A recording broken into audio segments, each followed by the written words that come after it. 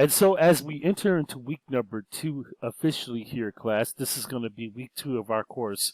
The first thing that I want to do is I want to cover what you're going to be doing and what you're going to actually be engaging in this week. So I'm going to talk about the discussion activities. I will also give a reminder of everybody that we will, of course, take another quiz, which will be due next Friday. And then also I want to talk about the assignments. This week, as a matter of fact, you're going to get an introduction of what your final paper is going to be all about. So with that being said, let me just kind of touch bases. First of all, coming up this Thursday night in terms of what you will have to do. And of course, we're going to have more discussion activities. The first one is going to be based out of your textbook. And this is going to be regarding water supply. So what you're going to do, in page 103 and 104 of your text, you're going to discuss the difficulty of supplying water to the residents of Phoenix. You're going to give a response in terms of how you would effectively price water and take into account the elasticity of prices. That's what we are talking about this week within the course. So your initial response, of course, will be Thursday night. You will have that due at 11:55 p.m. and think about water supply. Now, you can kind of say that when it comes to supplying water, okay, you're dealing with something that's monopolistic. And let me explain that. You don't have a lot of companies within a free, open, and competitive market that are actually offering water.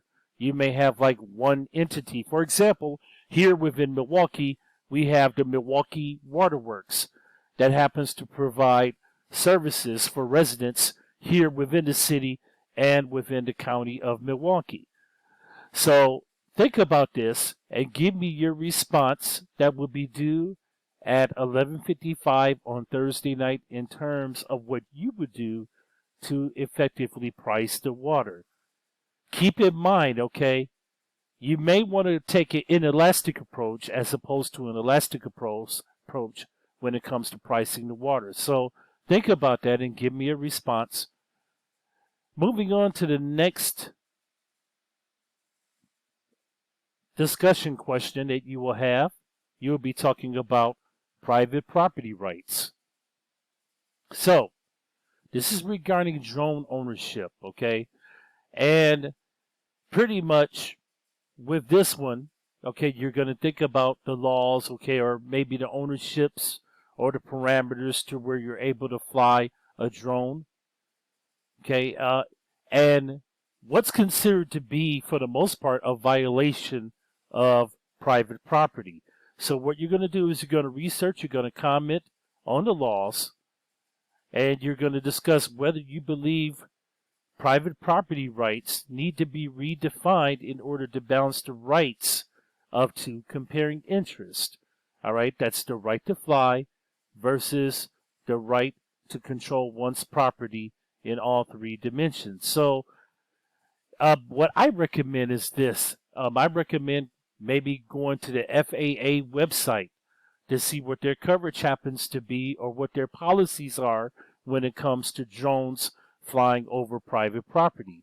Also, you may want to look at the FFC in terms of the Federal Communications Commission, in terms of whether they have any federal laws out there in regards to flying drones over certain areas, and whether that would be a violation of private property as well. So this discussion question as well will be due by Thursday night at 11:55. And then keep in mind, class, the initial responses are due on Thursday nights. When you respond back to your peers, at least 2 responses, that's not due until Saturday night for our discussion activities. And this will be standing not only this week, but for the following weeks of our course as well. Let me move on here. So your discussion activities, and you know that I tend to, like I did this week, I will give announcements periodically throughout the course of the week. I will have those uploaded here on campus. The next thing that I want everyone to focus on is your video review. So what is your week 2 video review going to be about? We're going to kind of have a little fun about this, okay? We're going to talk about the most interesting fruit in the world, which happens to be bananas. Okay? So what you can do is you can listen to the podcast, or you can actually read the transcript as well too. So you can listen to the podcast, or you can read the transcript regarding this video. Okay? What you're going to do is you're going to record a video response in reflection to the podcast. What did you actually learn? What did you learn by reading the transcript of the podcast or by listening to the podcast on how supply and demand of bananas actually work? And then kind of think about it over the course of time, how it's evolved.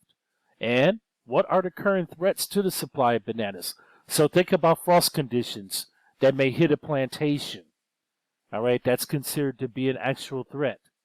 All right, and then the question that you want to pose yourself is that due to different climate conditions or due to weather conditions or frost conditions, how would that impact the supply and the demand of bananas?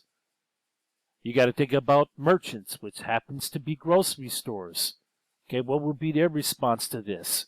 Okay, based on, let's say, a climate threat, all right, where they may have to pay more for the supply of bananas to come into their stores.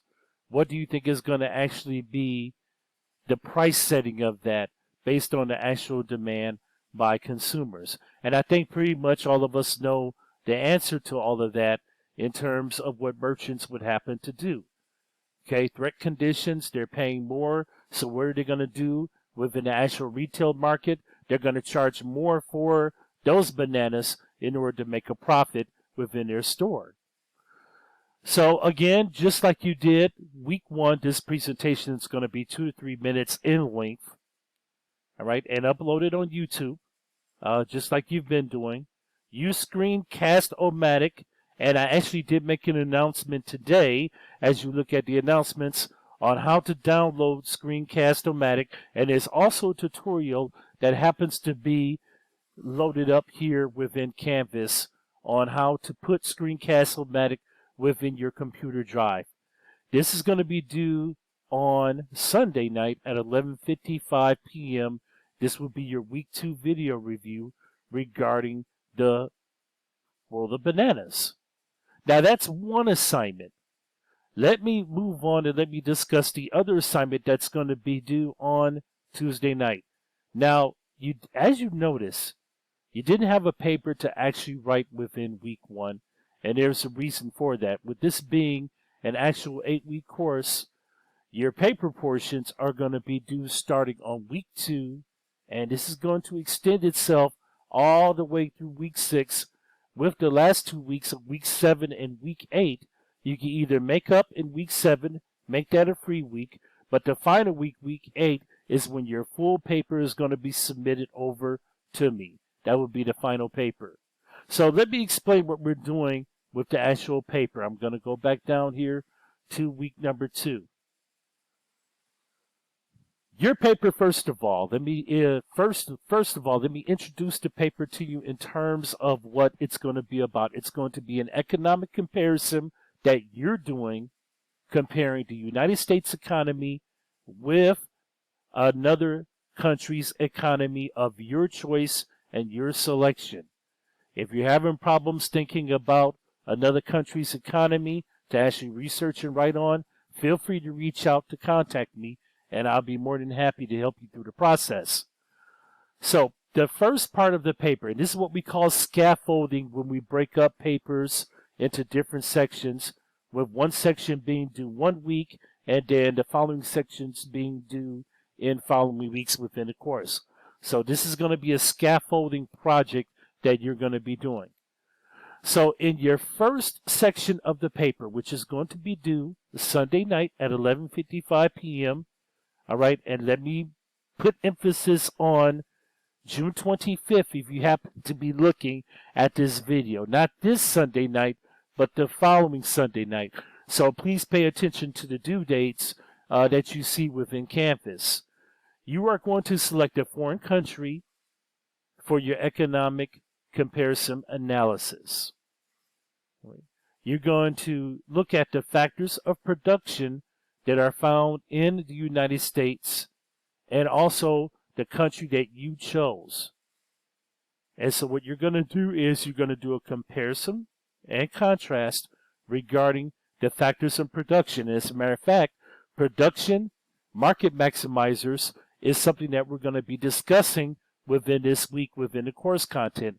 So if you look at my PowerPoint presentation that I included for the class, that gives you just kind of a breakdown of instruction of terms and definitions for the week, and also engage in your text readings, you will notice that the factors of production along with market maximizers and efficiency is something that we happen to discuss this week. So write a 400 to 600 word doing the comparison and contrast relating to the factors of production, and you're going to compare the United States with another country. This is going to be the first part of your paper that's going to be due on Sunday night at 11:55. Keep in mind that I do look for APA format and I look for APA rules. So with that being said, now APA formatting has changed over the last few years, and I think what I'm going to do is I will also include that as a resource, and I will probably upload that here in Canvas in terms of the writing style. It used to be just one particular font, Times New Roman, for APA formatting. That has changed. So there's a few rules that have changed regarding APA format.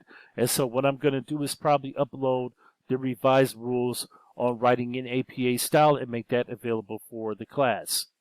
So again, your final paper portion will be due. That will be Sunday night for the course. Okay, everybody, I am running just about out of time. I try to keep these videos slightly up under 15 minutes, and I try not to have them extensive, as you have all the materials already loaded within the module of the course shell to help you guide. And just like I did this week, you'll see that I am interactive within the discussion forums. So, of course, I'm reading everybody's responses, and then I'm also giving a response of my own. So feel free, everyone, to respond to your instructor's thread if you want to do that. Okay, everyone, this is going to wrap up week 2. We have officially launched week number 2 of the course. If you need to reach out to me, please send me an email. I do check my email at least once a day as we are heading into the weekend. And then also, if you happen to want to discuss any matters by phone, feel free to call me based on my hours that I can be reached and availability by phone. Okay, everyone, class, blessings upon your week and have a great weekend.